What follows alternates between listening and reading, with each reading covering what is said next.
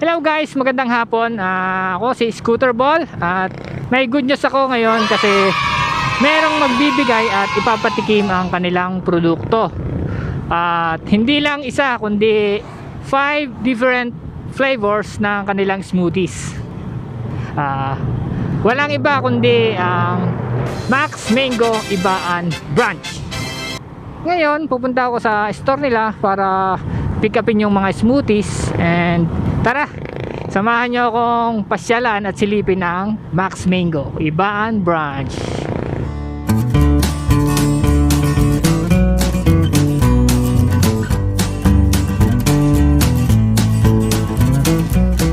Sa mga nagtatanong, ang Max Mango ay nasa Dilaw Building sa Poblacion Ibaan. Hindi naman pamilyar sa Dilaw Building. Ang Dilaw Building po ay malapit po sa Queen Mary Hospital. Dating po natin dito sa may Queen Mary Hospital. Ito. Makikita niyo po agad ang Dilaw Building. Bandang kaliwa. Ito na po yung Dilaw. Ayan.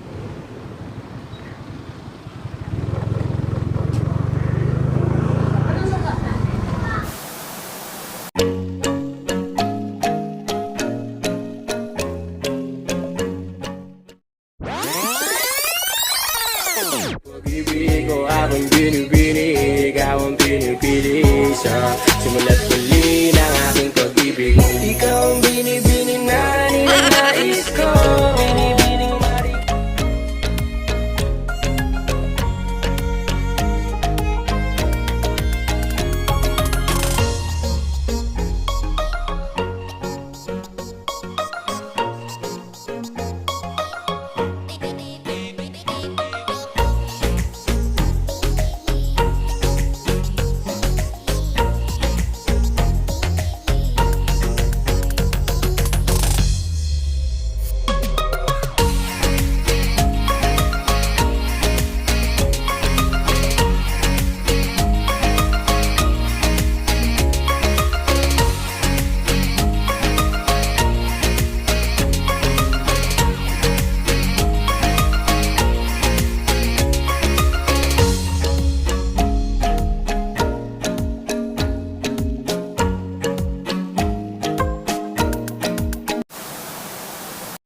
Ito yung 5 flavors na pinili ko. Tapos mango cheesecake yung pinakang favorite ko sa kanilang 5.